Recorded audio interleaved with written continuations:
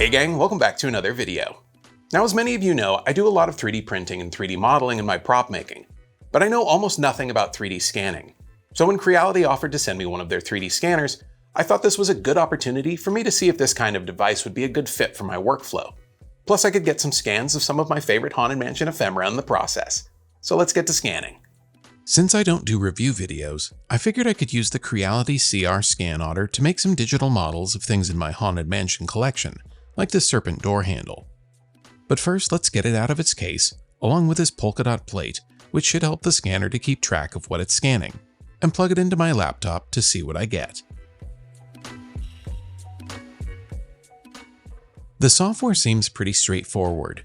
It asks me to select my scanner, name the project, select some size, feature, and quality settings, and then I'm presented with a few different windows to see what I'm scanning. The upper left is the object's exposure, which can be adjusted to help capture as much of the detail as possible in different lighting scenarios. The lower left is color, and how you make sure that you're keeping your object in the frame while you're scanning. And the vertical bar to the right of these windows lets you know if you should be closer or further away from the object and what the quality of your scan is. These two windows and the vertical bar help to ensure as good a scan as possible.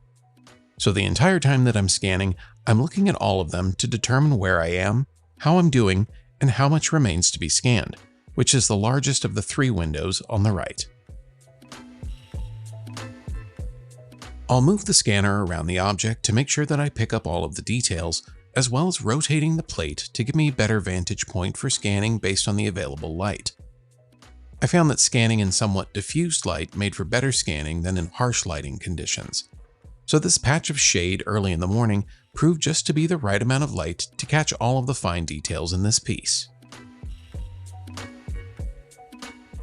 And when the window on the right showed that I had a complete scan, I could stop scanning and then get into some of the cleanup work in the scanner software.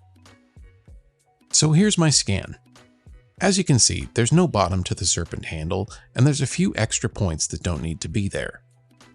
To remove these extra points, I can use this lasso tool along with holding down the Shift key to select elements of my scan that I don't want in the final model. I just circle them and hit the Delete key to remove them. This is pretty straightforward for this scan, but it can take a bit more time if your object is more complex. When I'm done with the cleanup, I can adjust some of the optimization settings, like resolution and sensitivity, to help with the final version of the scan. I basically guessed on these settings, but after some computing, I'm really pleased with how the scan turned out. One last bit of processing is the mesh settings. This will allow for some additional cleanup of the scan, as well as determining how complex your model is. It's also an opportunity to make this hollow scan solid with the hole filling and closure options. And just like that, I've got my completed scan, which can be downloaded in my preferred format, ready to be sliced and printed. And while the handle is printing, I wanted to try something a bit larger. So I grabbed my bat stanchion and repeated all of the steps, but this time I decided to try using a tripod and a Lazy Susan since there was a lot more of this stanchion to scan and I wanted to see if one approach worked better than the other. In the end, I found that both methods work well. However, the scanner on a tripod still needs to be moved to ensure that you capture any weird angles and recesses in your object. After a quick scan and once I'd cleaned up my model, I noticed there were still some areas that didn't fully get captured.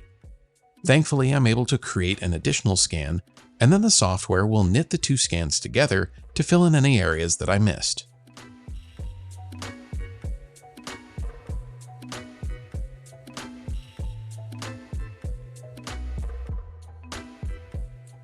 And once the scans were aligned, they were merged together into one single model, and I could output that model to be printed or even imported into another modeling software to be modified.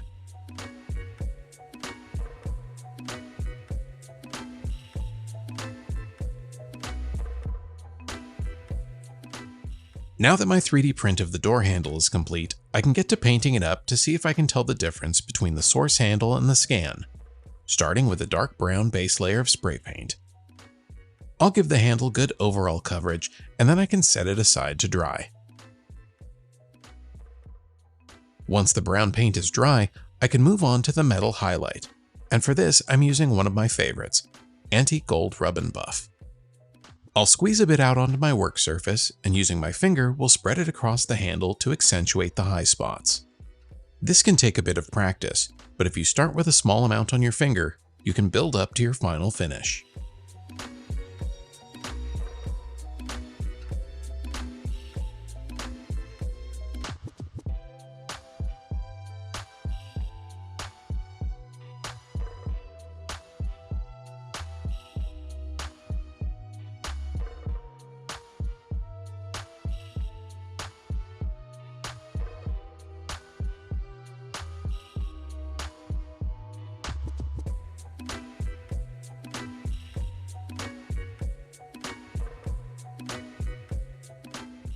One last touch for this handle is the addition of a patina. I'll be using a bit of watered down acrylic paint in a spray bottle and will mist the handle to give it the slightest look of verdigris.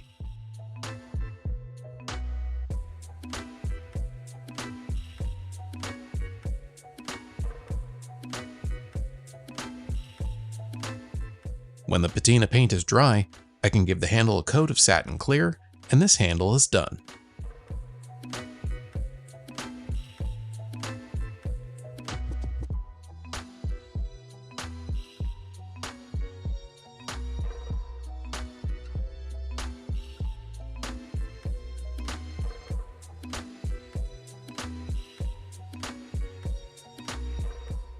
Now, considering I didn't read the manual, I'd say this scanner is really user-friendly, and I could see it being helpful in replicating existing items without having to go through the trouble of 3D modeling them myself.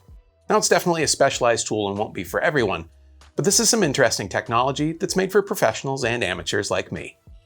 Well, that's going to do it for this one. Be sure to like and subscribe if you haven't already, but most importantly, go make something.